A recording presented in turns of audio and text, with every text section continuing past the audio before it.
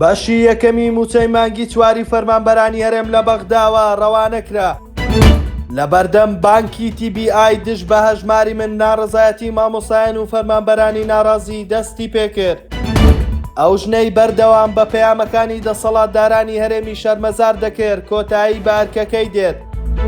سڵاوتان لێبێ لە ستاندەرەوە گرنگترین هەواڵەکانی ڕۆژتان پێشکەش دەکەین.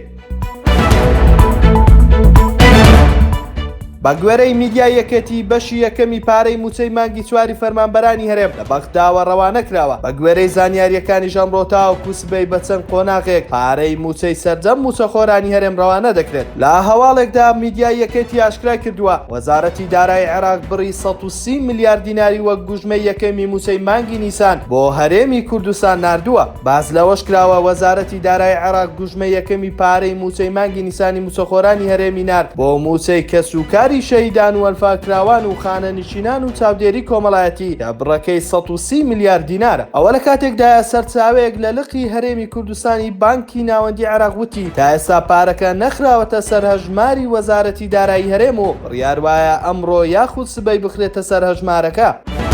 ئەنجومەنی سەرتاسەری مامۆسایان و فەرمانبەرانی ناڕازی لە بەردەم بانکی TBI لە سلێمانی ڕایانگەیان حکوومەتی هەرێم خۆی لە جێبەجێکردنی بڕیاری دادگای فیدراڵی دەدزێتەوە و لە بڕی بە بانکیکردن بەردەوامە لە پرۆژەی هەژماری من. ئەنجومەنی سەرتاسەری مامۆسایان و فەرمانبەرانی ناڕازی لە کۆنگرەیەکی ڕۆژنامەوانیدا پەیامێکیان ئاراستەی سەرۆک وەزیرانی عێراق و بانکی TBI کرد و ڕایانگەیان دادگای فیدراڵی حکوومەتی عێراق و هەرێم پابند کردووە لە بە بانکیکردنی موچەی موچەخۆرانی هەرێم لە بانکە فیدراڵیەکان. بەڵام حکوومەتی هەرێم خۆی لە جێبەجێکردنی بڕیاری دادگای فیدراڵی دەدزێتەوە. ئەو مامۆسایانە وتیان ئێمە لە نێوان ململانەی حکوومەتی عێراق و هەرێمدا بووینەتە قوربانی، هیچ متمانەمان بە هەژماری من نییە و بە پێچەوانەی بڕیاری دادگای فیدراڵیە. داواکارین حکوومەتی عێراق و بانکی TBI پابندبوونی خۆیان بە بانکیکردنی موچەی موچەخۆرانی هەرێم دەرببڕن.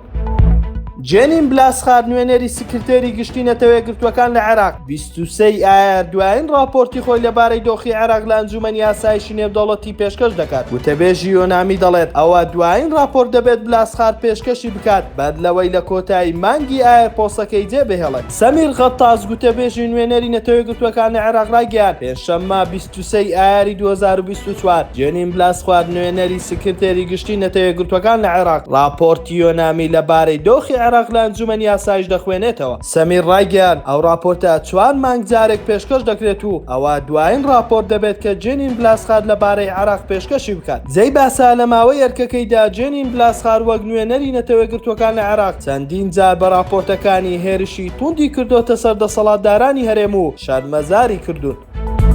ستاندەر نویزمان پێشکەشکردن شاد و کامەران بن.